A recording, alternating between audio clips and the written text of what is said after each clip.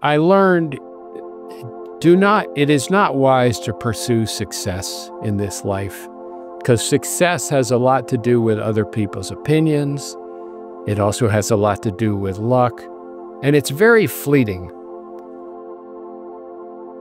It is wise to pursue excellence, to be the best Joe Guidel you can be, to be the best Bob O'Connor you could, to pursue excellence, because excellence is lasting.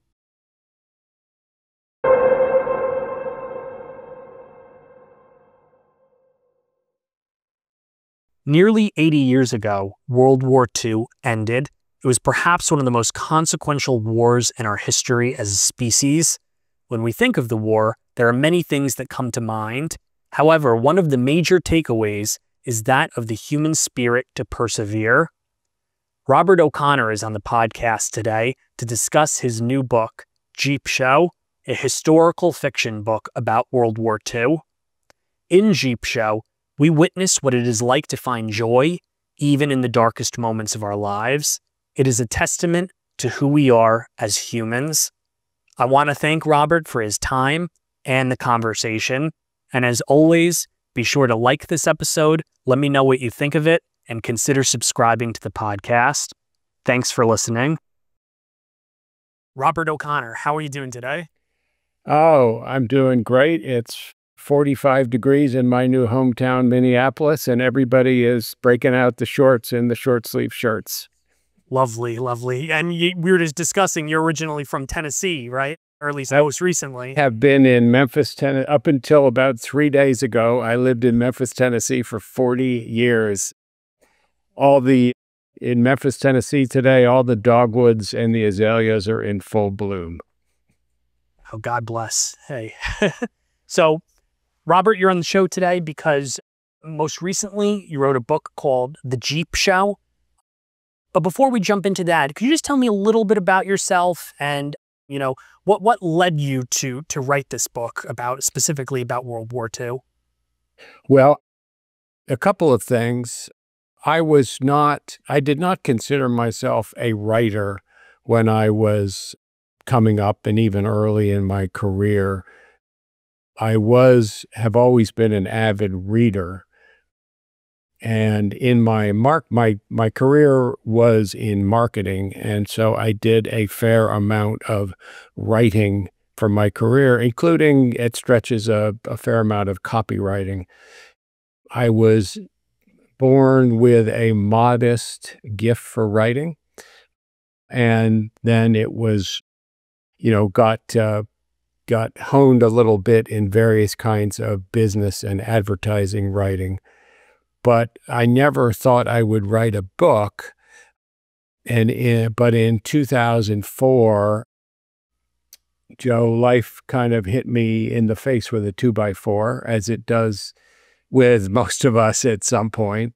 Just a series of unfortunate and negative events happened, and I just got a little overwhelmed. And for about a month, I went into a fairly steep depression, full of anxiety, felt hopeless, couldn't sleep. And during that time, I still had to go to work. I owned an advertising agency with another fellow, and I just felt that I needed to show up. And so I would sit at my desk, but I really couldn't do anything. So I just started writing myself kind of a journal about what it felt like to be in this situation, how I had gotten there, how I contributed to my problems, and, what lessons were out there to help me. And about 30 days into this very hard episode, I just woke up one morning and I was like, wow, I'm better. Just all at once, I'm better. But I had started this journal and I kept working at it, and I thought, don't ask me why, Joe, but I thought, this could be a book. This could help people. First of all, this could help me. And second of all, this could help other people who are going through these kinds of things. So a short 7 years later, my first book, a nonfiction book called Gumption Aid, was published. You can tell I had a consumer packaged goods marketing background by the title. So I published that book, and it actually sold quite well. There's a ready market for self-help, especially, kind of intelligent self-help. So having done that, and I really realized that writing was my work. And, we all have our work. It's not necessarily how we earn our living. If you have children, your work is right in front of you every day. Your work is raising human beings to be the best they can be. And I realized that, although I enjoyed marketing, and it did and does pay the bills, my work was writing. And so I thought I would write another nonfiction book. And it was going to be about something called the Oxydol Circus. Joe, you're a little young, but Oxydol was a very famous brand of detergent, heavily advertised, owned by Procter & Gamble, where I started my marketing career. In 1968, a circus promoter by the name of Jim Hetzer, and that name is going to be important to the next book, a circus promoter called on the Oxydol brand manager and somehow convinced him to sponsor a traveling circus. And so it was called the Oxydol Circus. And, they were going to go from town to town, and, you could get into the circus with an Oxydol box top, and, it was going to, they were going to sell lots of Oxydol this way. Well, we don't have time to go into the details of the Oxydol Circus, other than to say it turned out to be a disaster, humorous only in retrospect, and nobody died except the lions. But, so I wanted to write about this legend at Procter & Gamble, where I started my career. And I managed to locate the daughter of the circus promoter, Jim Hetzer's daughter. And, and she was very, very nice. And we talked about that circus and her father's career. And she said, by the way, you probably don't know this, but my father was an enlisted entertainer in World War II. And I said, I did not know there were enlisted entertainers in World War II. I thought, that was all the USO and the Red Cross. And she said, no. There were enlisted entertainers, Military Occupation Specialty 442, and they had two jobs. They put on soldiers' shows in the rear echelons, where they used soldiers for the cast and the crew of a show to keep the guys busy. But she said the more important thing they did was Jeep shows. 3 MOS 442s would get in a Jeep with a driver, and they would drive to just behind the front lines. And they would jump out and do, Joe, kind of small variety shows, a lot of sort of vaudeville aspect to them. They would jump out and do these small live variety shows for combat infantry that had been pulled back, half a mile to get a hot meal, maybe a uniform exchange. And I said, no, I had no idea. And she said, yes. And not only that, but his Jeep show, in his Jeep show squad, was Mickey Rooney. Mickey Rooney, the #1 Hollywood box office star, a worldwide star in 1939 and 1940. So when I found out about this, I just felt I had to write about Jeep shows. I'm not sure when I decided that it had to be fiction, but I probably decided for 2 reasons. One is the challenge. Having written a nonfiction book, I wanted to write fiction. And then secondly, I wanted to involve this character.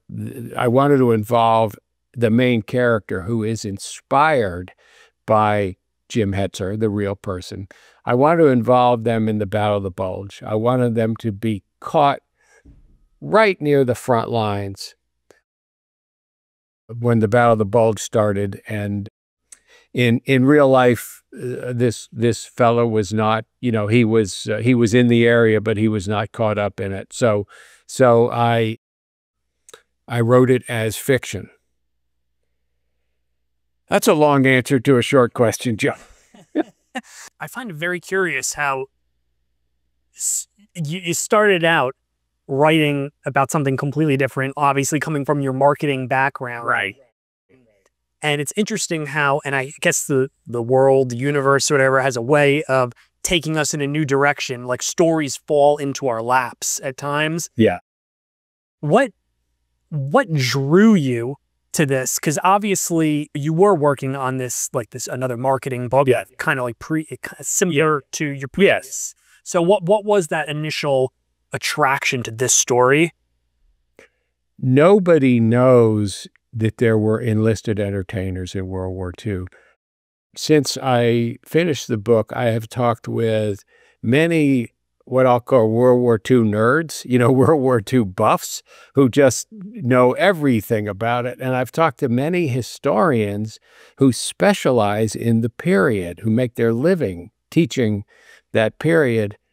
None of them have ever known about enlisted entertainers or entertainment specialists. So first of all, I was drawn to the fact that I would be telling almost every reader something they did not know. And then secondly, I was attracted to the story because my father was a veteran of World War II. At age 19, he was on the Queen Mary troop ship heading over to Europe. And Joe, as you probably know, there's a chapter in the book where the protagonist is on the Queen Mary heading over to Europe. So I wanted to learn more about it, write about it, tell other people about it. And my father's been gone a long, long time, and it made me feel closer to him by going over that. I've always had an interest in history. That was my major as an undergraduate. So historical fiction was if I'm going to write fiction, a natural draw for me is historical fiction. And then, the World War II generation and World War II are so significant in American history, both, during the war, but also after the war. And so, I wanted to explain, about the war and what it was like to be a soldier in the war, not a hero, not a general, but a, everyday, corporal, private, sergeant in the war. And, I was really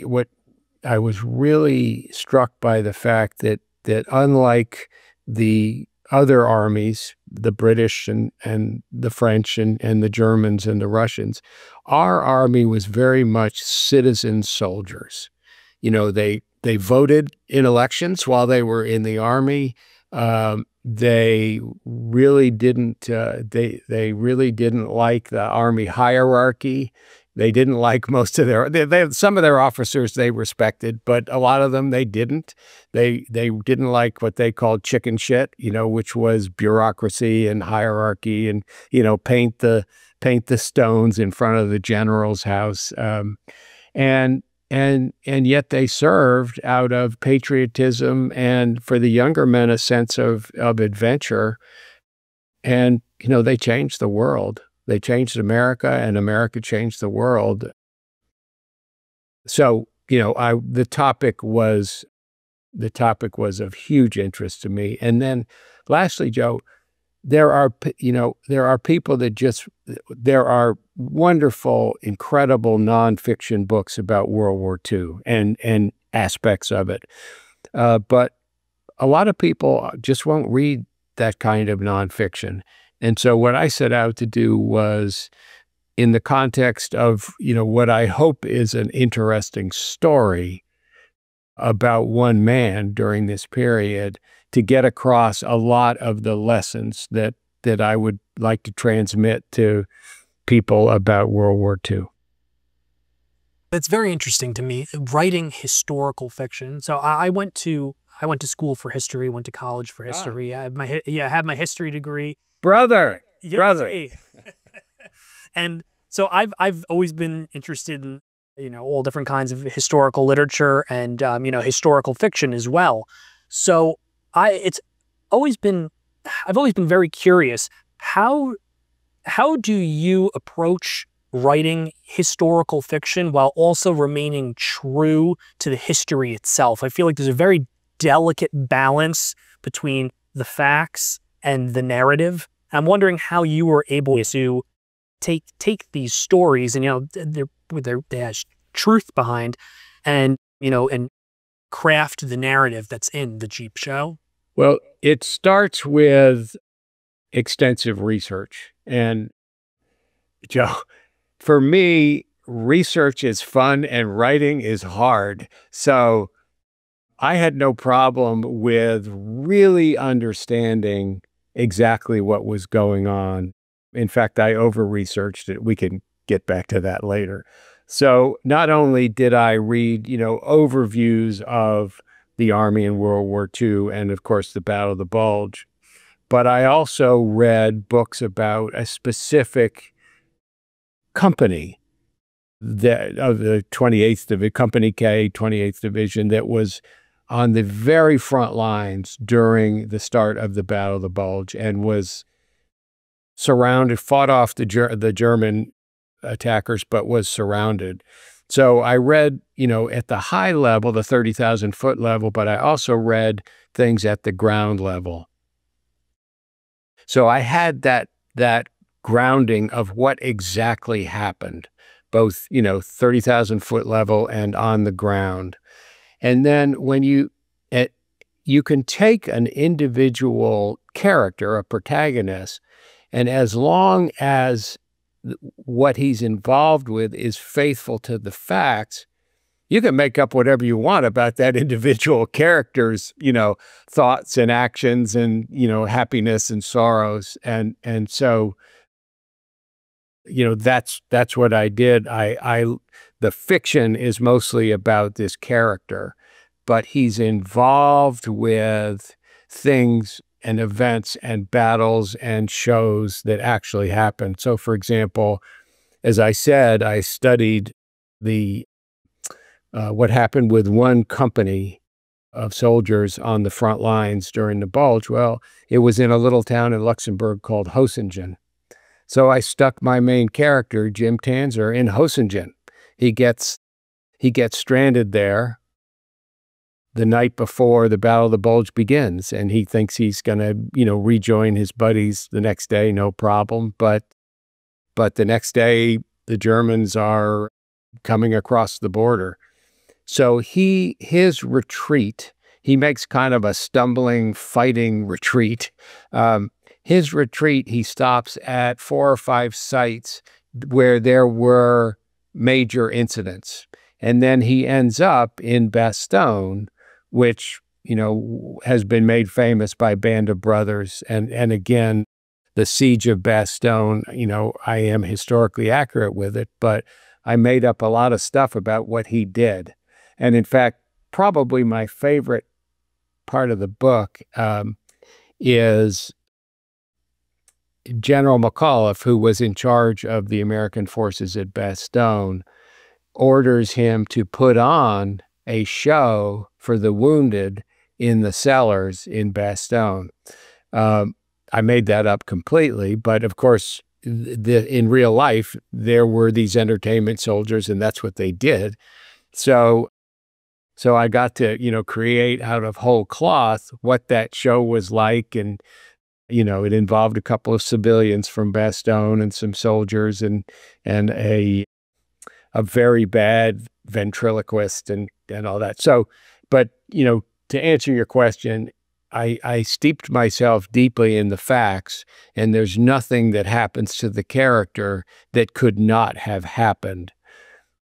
It could not have happened during that period. And also, Joe, I threw in a few, I think you know the term Easter eggs. I threw in a few Easter eggs for the real World War II buffs. There was something in World War II called M1 thumb. M1 was the M1 Garand rifle that was the standard automatic, semi-automatic rifle issued to U.S. soldiers.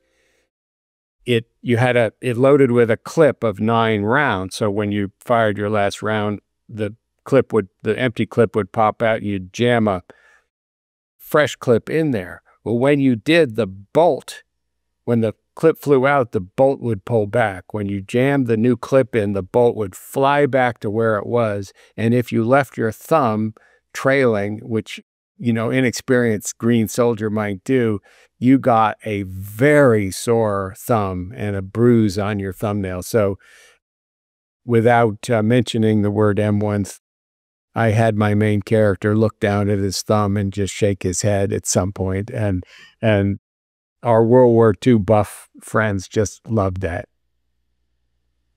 That's really cool. That's cool to include those little Easter eggs and the people that are really involved, that they can, it adds another level of enjoyment to the story. Absolutely. Yes. I think they're thinking, he gets me. He gets me. Exactly. Yeah. You mentioned several different locations. Have you been to Europe and visited any of these sites before? My oldest son and I went to Luxembourg and Belgium in, I guess, 2019, and walked through, like we were in Hosingen, and walked down to the German border, which is about a mile down a hill, in Hosingen. So we walked there and looked at this. There's a stream about, I don't know, 10 feet across that you could walk across without getting water, up to your knees even. And it's like, wow, that's the German border there. So we went to Hosingen, and then we essentially, my protagonist takes the route that my son and I took from Hosingen to Bastogne, because we had a guide that I knew, and he showed us these main sites. And this happened the bulge, the attack was over something like a 90-mile front, Joe. And the only point, and there was, heroic resistance by the completely surprised American soldiers. The only place the Germans made significant progress during this attack was right in the middle. And that's where Hosingen is, and that's where I stuck my character. He's right in the middle, and he's staying about, I don't know, a few hours ahead of the Germans the whole time to Bastogne. And he has to turn and fight at some points, and at some points he has to run. But yes, I toured those sites in person and I think it really helped because it gave me a sense of the place. When you can look at all the pictures you want, but when you are physically present and you lay eyes on something, it's just different. I always, after my sons grew up, when they had work, got jobs, I always wanted to come and see their offices and just lay eyes on it. And that's what my oldest son and I did. And by the way, it was incredibly cold, which is also how it was during the Battle of the Bulge. So that was uncomfortably realistic.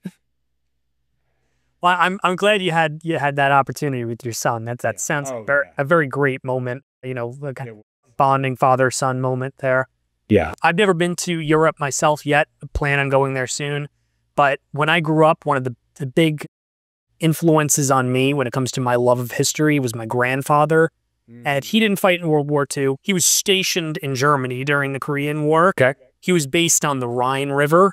And he would tell me all these stories about how, and he was a photographer, like took these amazing photos. I look back at them and it's crazy to see just a few short years after World War II to the destruction that still remained. And it took for so long for everything to be built. So Yeah, yeah, he would always tell me these stories about being over there and how like the devastation was just was unthinkable. So, and from reading your book, what really drew me to your book was the idea of finding joy in possibly the darkest of moments, or in the on the front lines, in a place that other people wouldn't go. You said that the USO Right. wouldn't even think about Wouldn't going. be allowed, wouldn't even be allowed to go there. You know, the Exactly. army wouldn't have allowed them. So yeah. It's such a human story, like trying to, even in that devastation, trying to find some levity. Can you just tell me a little bit about what the Jeep shows were actually like back then, right on those front lines? The first point I want to make, Joe, talking about, during these dark times, it gets to one of the sort of fundamental philosophies I've learned in my life, which has been overall, very lucky and very simple, easy. When people are in dark times, one of the best ways that others of us can help lift their morale is simply to be present. Let's say your best buddy, his wife divorces him and he's heartbroken, and his job sucks, and well, what he doesn't need is for Joe to come visit him with all the solutions to his problems. What he needs is for Joe to just come and be present with him, talk, play some card, whatever it is, watch it, just be present. And that was one of the main things that these Jeep shows, the ways they boosted morale is, here were these entertainers who were physically present at the front lines, because the front line is really lonely. You're not getting a lot of the stuff that the rear echelon gets. You're in constant danger of being wounded or killed. It's often, in the winter, you're sleeping outside, which is not great at any time of year. In the winter, it's awful. So just the fact that these entertainment soldiers were physically present got the admiration, and sparked some good feeling among the combat infantry. And then, of course, if Mickey Rooney is one of them, you are going to see, one of the two or three most talented entertainers of the 20th century. Mickey Rooney was a goddamn genius, Joe. I mean, he could dance, he could sing, he was great at stand-up comedy. He played the drums at a professional level. He learned to play the banjo in a day. Now, he could not control himself off set, but like with all, as with all genius, where there are great strengths, there are corresponding weaknesses. But getting back to my point, it was the being present. The shows themselves were, I do not have a program for the show. So basically what I did was having studied the shows that they did in the rear echelons, for which there are pictures and programs, I pulled, I said, well, what could three guys do? What of this could three guys do? Because and so, basically one of the three entertainers would play an accordion or a guitar, and they would, they'd sing some songs, they'd do a little dancing. Eclectic dancing was the term of art back then, and tell jokes. And one of the most important things and most popular things they did was they would always pull a soldier out of the audience. And this is a bunch of combat infantry sitting on the ground, usually. And they'd always pull a soldier out of the audience because his buddies would, they'd ask, who's got some talent here? And his buddies would say, oh, it's Joe. So they'd pull Joe out of the audience and he'd sing, or he'd do impressions of, Edward G. Robinson or Franklin Roosevelt. Of course, he'd be terrible, but but that was a great moment of happiness in the show. So the shows were essentially portable vaudeville-inspired variety shows, and at one point, I have Mickey Rooney say, they're the entertainment version of a K ration, you know, very portable, very compact, not as good as not as good as you get in the rear echelons, but it's here. Do you have any record of Mickey Rooney talking about his time in the Jeep shows? Or I'm sure he talked about his time in World War II, but is there anything specifically that you could discover? Yes. I have read, Mickey Rooney wrote 2 autobiographies, and in one of them he talks about, not only does he talk about Jeep shows and what he did, he name checks Jim Hetzer in the book. Oh my God. He name checks Jim Hetzer. He says, I had a good service with my buddies, Joe and Jim Hetzer. So, yep, we've got some confirmation. And then I should tell your listeners, when I was talking to Jim Hetzer's daughter, again, back when she told me about Entertainment Soldiers, she said, by the way, Bob, my dad's older sister, my Aunt Mabel, saved every letter that my dad wrote home from training camp and from Europe in the war. And so as a historian, primary source. So, Absolutely. I was like, oh, can I come down to Dallas and look at those letters? I'll put on our cotton archival gloves.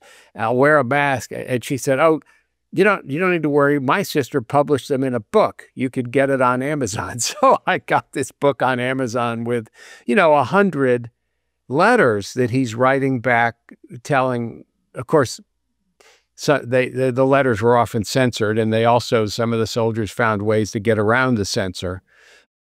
So I had, this 100 letters and pictures of him with Mickey Rooney and, descriptions of the acts and all that. So yeah, I had some pretty good primary sources.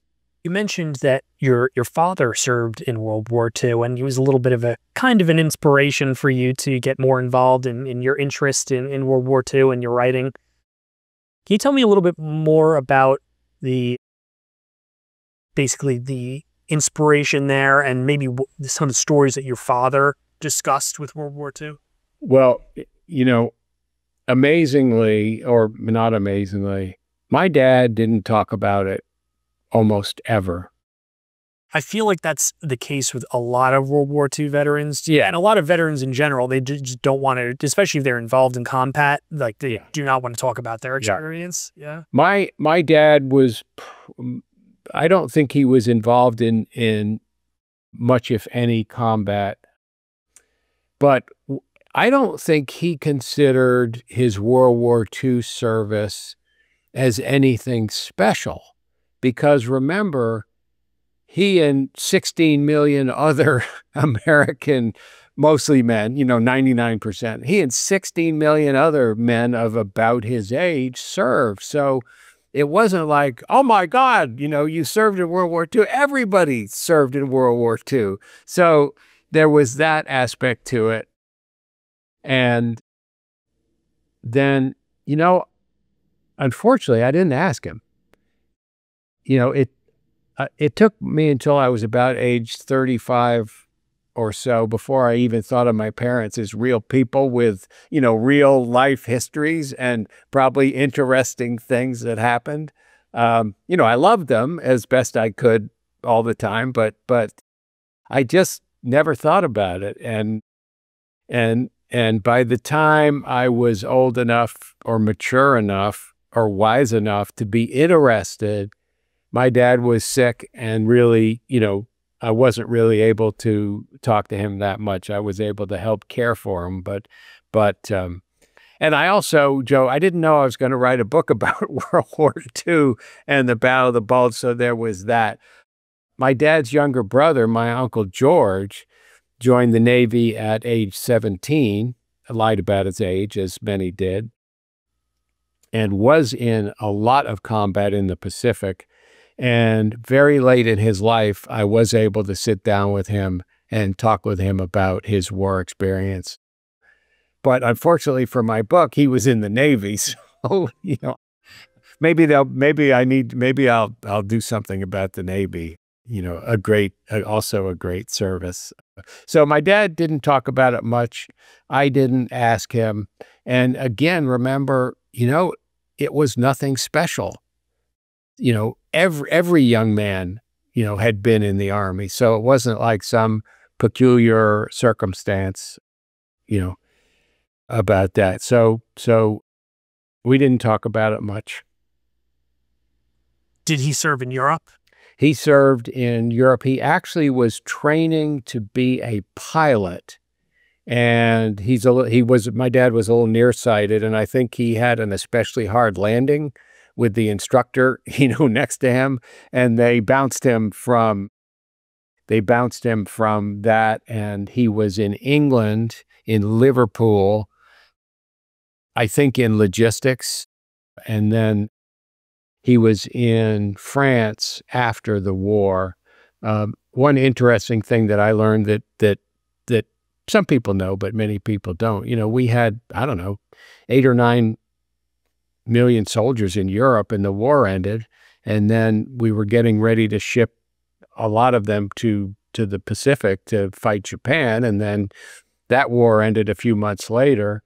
Well, it took about 1.5 years to get all these soldiers home because there just wasn't enough transportation. So, and in fact, as you know, one of the chapters in the book is the protagonist is in Berlin after the war because he's still waiting to be shipped home. And he and the readers get to see what Berlin was like in the year after the war ended. And as you say, not as your dad saw, there was a lot of destruction and a lot of pretty desperate people. When you compare your first book to this book, two totally different books, two different subject matters. I'm sure, obviously, the journey for both books was totally different. I'm curious, obviously, your first book, you have a lot of takeaways from it. You were writing it originally as kind of like a journal to yourself. Yeah, therapy. Yeah, almost therapy. Yeah. To alleviate the anxiety that you were experiencing. Yeah. Absolutely. So I'm curious, when it comes to writing this book, obviously there's a lot of differences, but what are some of the biggest takeaways when it comes to this book? Obviously, how long did it take you to write this book first? It took me, let's see, I finished Gumption Aid in 2016. So it took me only 8 short years. So as I said, I did way too much research. Like this is where an editor comes in and just breaks your heart, because, I had entire chapters on a vaudeville show in 1927 and on a tent revival with the world famous Billy Sunday preaching in 1929. And my editor she said, you cannot do this to your readers. You have got to keep them on track with the story. So I did way too much research, and a lot of what I wrote ended up in the wastebasket. But it did make what's left is the best of the best. I'll say that. So you've spent a lot of time with this material. How does it feel when you come to its conclusion? You write the book, you put it together, and now it's being sold out there. How do you, what are some of your key takeaways from the whole process? And just looking back with all the time you spent, I have to think that you almost in a sense get to know these people that you're writing about without actually ever having met them, so what are some of your key takeaways? I think the key takeaway is from both books, even though they're totally different. One is nonfiction self-help, and the other is a good story about a soldier in World War II in Europe. But at their core, they're both about morale. And, I will tell you something about my dad that influenced me greatly and influences me to this day. Um, After he died, I was, going through some of his things, and I discovered a small, like, 1 foot by 1 foot poster that was, mounted on cardboard or something. And it was a quote from a man named Thomas Huxley, Aldous Huxley's father. Thomas Huxley was a very famous British biologist and scholar in the Victorian age. So the quote that my dad had as a poster was this, and this quote rings in my ears every day to this day. Perhaps the most valuable result of all education is the ability to make yourself do the thing that has to be done when it has to be done, whether you like it or not. And for me, that's such a significant point and difficult to follow because, we all want to, go the easy path. We're all sort of, we want to avoid the hard discussions. We'd like to, and it's not our better selves, but we'd like to avoid the hard things. And, to see that my dad had been inspired by this quote to do the hard things was part of my inspiration to write the first book. And then when you think about soldiers in combat and in World War II, doing the thing that needs to be done, they definitely did not want to do that. They wanted to be back in Paris, with their buddies enjoying rear echelon life. So that was one major takeaway from the book was, that's the job of life, is doing the hard things, the things that need to be done when they need to be done, whether you like it or not. And of course, Joe, part of the difficulty of that is you got to figure out what it is that needs to be done, because the world will tell you all sorts of things that the world wants you to do. Most of them are bullshit, but the world would like you to do that, buy this, go there, act like this, wear this. So part of the challenge of doing what needs to be done when it needs to be done is you've got to figure out what it is. You got to separate out the important things and do them. So, that was one major takeaway. And I have that poster up on my wall now, and I look at it frequently and think about my dad. And then another major takeaway, especially from Jeep Show, was just learning how to tell a story in writing. I've always had a slightly fertile imagination. When my two sons were just little, I would, at their bedtime, the routine every night was I would make up a story. I made up a character called Jenkins the Boy Cook. And, there was talking animals, and there was, all sorts of hijinks, and there was a king and a princess. And, every night I just lay on the floor, they'd be in their bedroom and it was dark, and I'd lay on the floor and I'd make up a story. And in fact, one time I fell asleep while I was telling the story, and, they didn't catch on for about 30 seconds because I just kept spouting. It just became nonsense. But so, I've always had an imagination and a gift for telling stories. I'm terrible company at a dinner party. I don't have that gift, of I'm not a raconteur. I don't tell jokes well. But if you put me in front of a child, I can entertain them. And so a takeaway was translating a story into writing, so that the readers could, and of course, every book is, if 1,000 people read the book, it's 1,000 different books, because everybody brings their own, experience and imagination to the book. And so, that was also a major takeaway, was how you get a story across to a reader in writing. And I'll tell you, one of the things to avoid is you don't want to write you don't want to tell the reader, what you want them to know. This is, in nonfiction, in gumption, I could just tell the reader what I want them to know. In fiction, it's boring. If the author tells you what he wants to know, it's really boring, and the reader will skip ahead.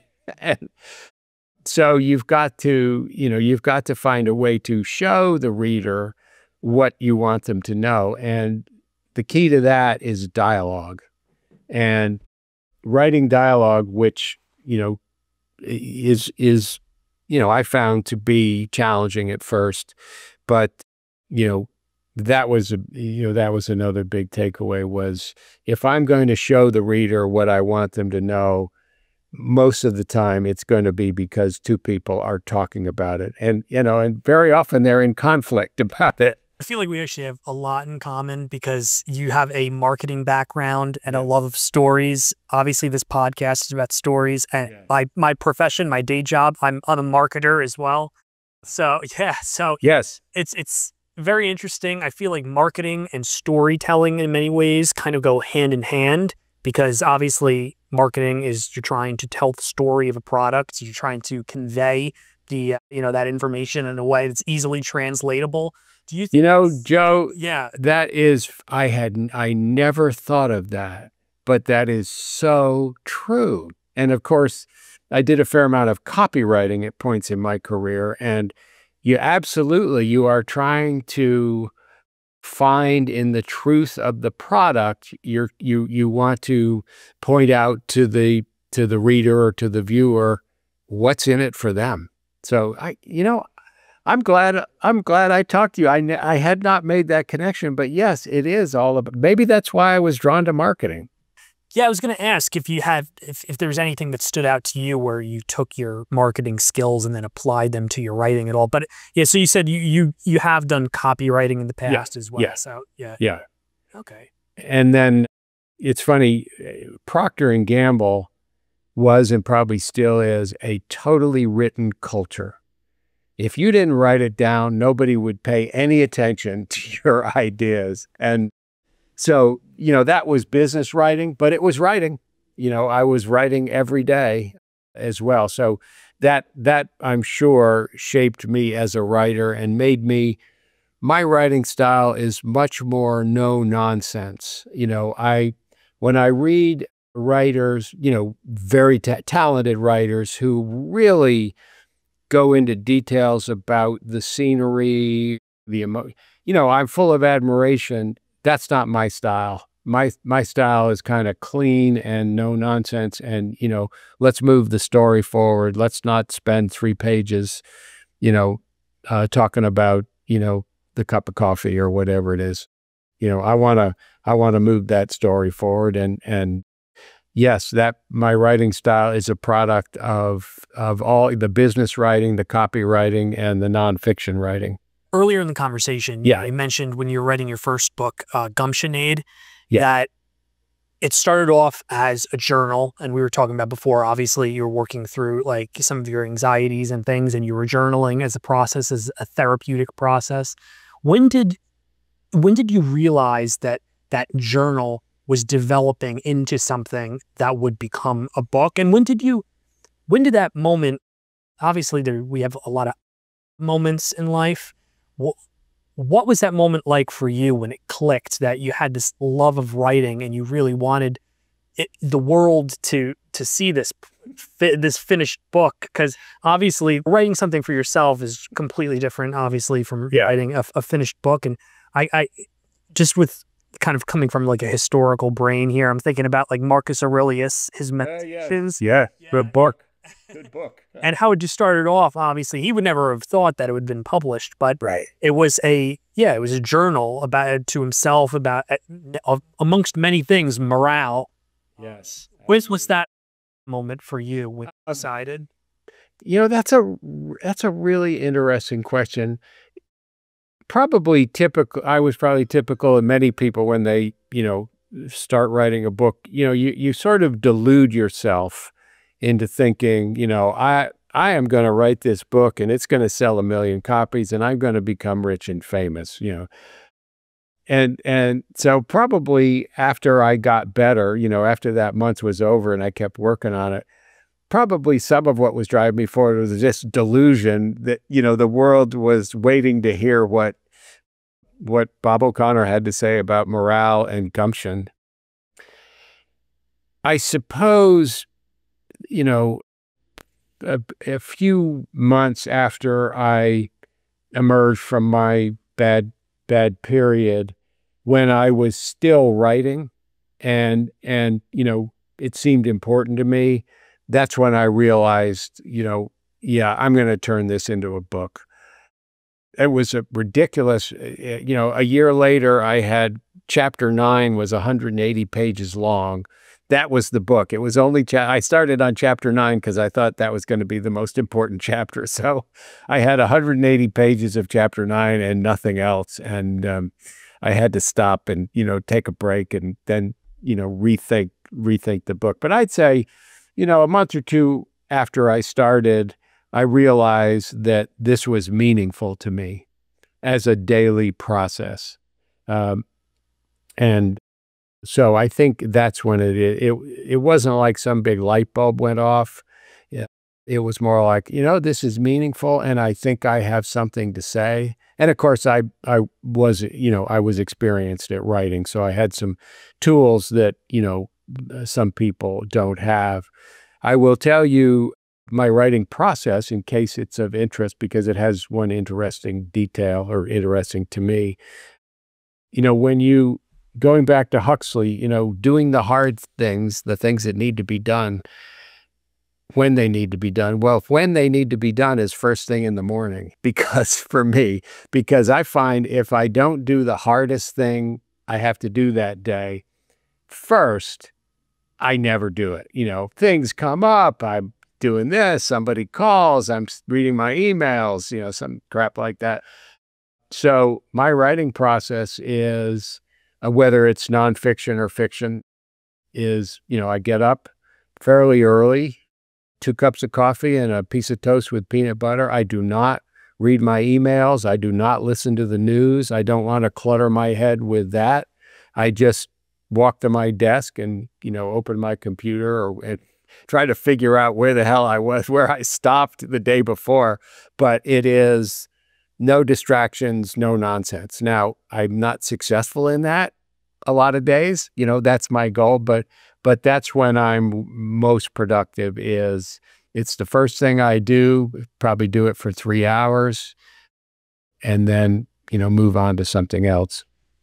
Completely agree. I feel like whenever the creative work, your primary focus has to be on that work, and it can't fall back behind other things, because then once that happens, then those creative energies or have totally dissipated to that point. Absolutely. And I've found that at times too, when it's like when I'm trying to, get work done, whether it be, on the podcast or something creative, it's if I'm like, okay, let me work on something else first and then I'll come back to this. Right. I'm like, oh man, I'm not 100% there anymore, So it's obviously, it's important to have these, a list of priorities and a tiered list of priorities, of course. Peter Drucker, who was a world famous business consultant and sort of public wise man, several decades ago, made a point in one of his books that I read that stuck with me. It relates to this, which is, you cannot do anything important in dribs and drabs. If you're doing something, you can't do something important 10 minutes at a time.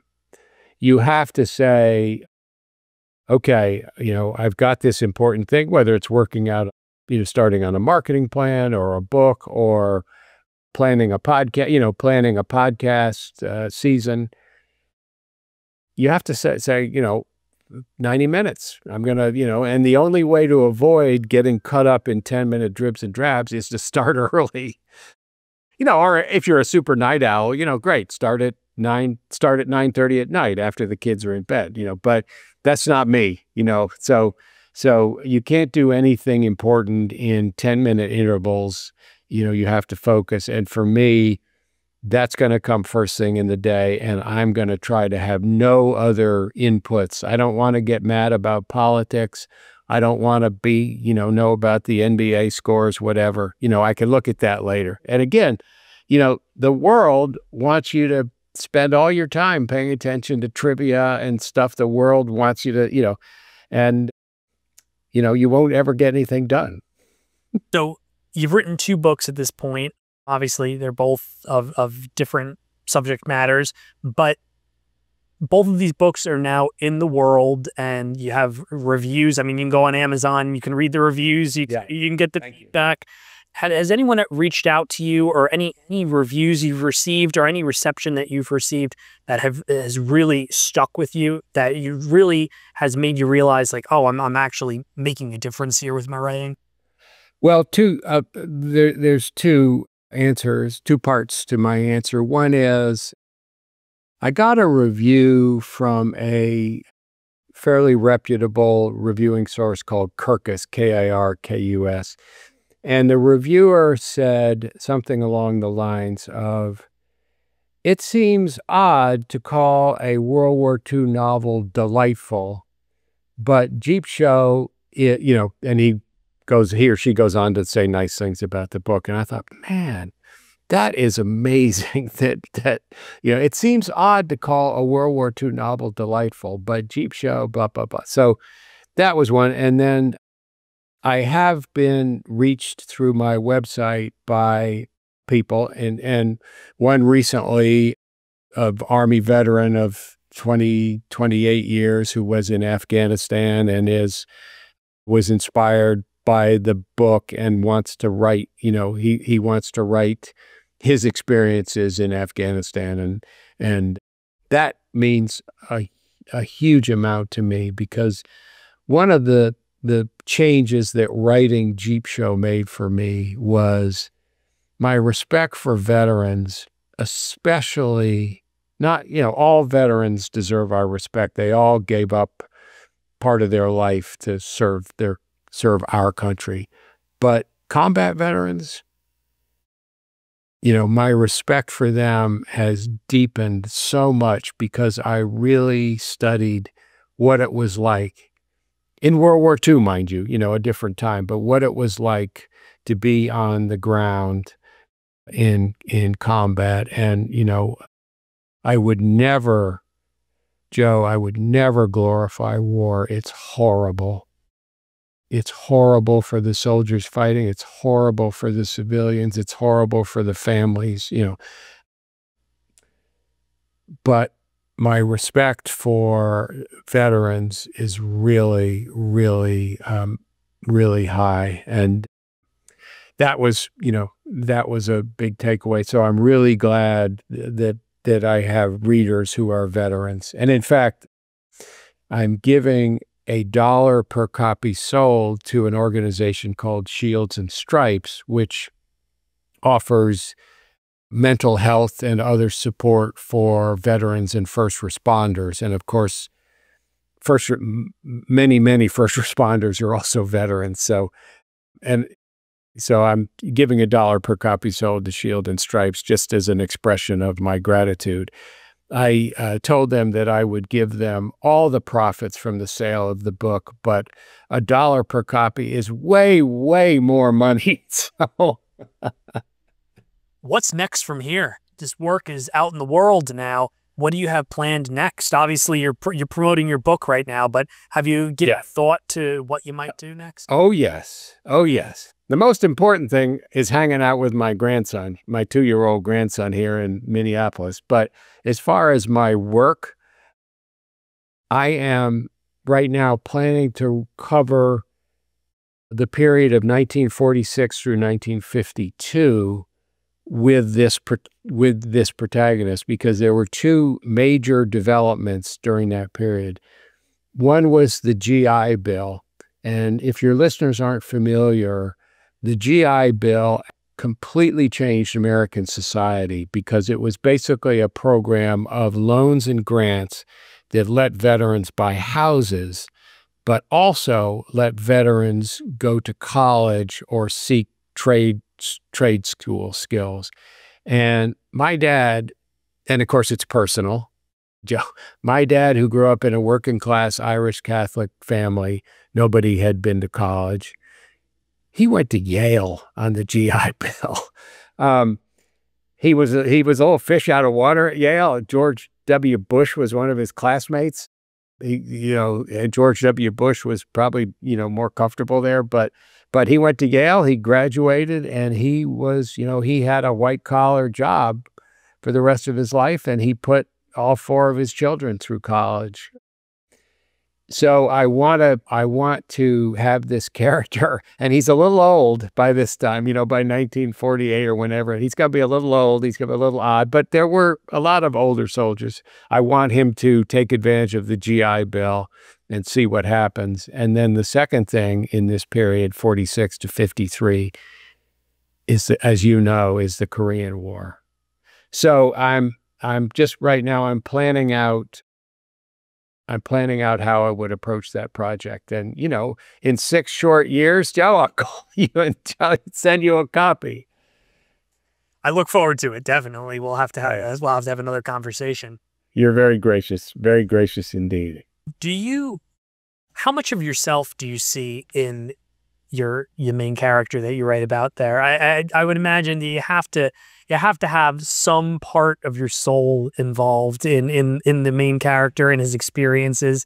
I mean, especially because obviously the book is, written from his perspective. Right. Man, I have never been asked that question. And it's a really, really good question. And because in a way, all fiction is autobiographical. There's always some aspect. So I probably identify with, this guy is no hero. He bumbles, he stumbles, he turns and fights, when he has to. He doesn't raise his hand. If people are asking for volunteers, he's not raising his hand. But when he's ordered to, he's doing it. And, so I probably identify in that he's flawed and he's doing the best he can with what he's got. His personal life at home is a bit of a mess. His wife was not thrilled that he enlisted in the Army at the age of 30 when he had a young daughter, and they had a show business act together.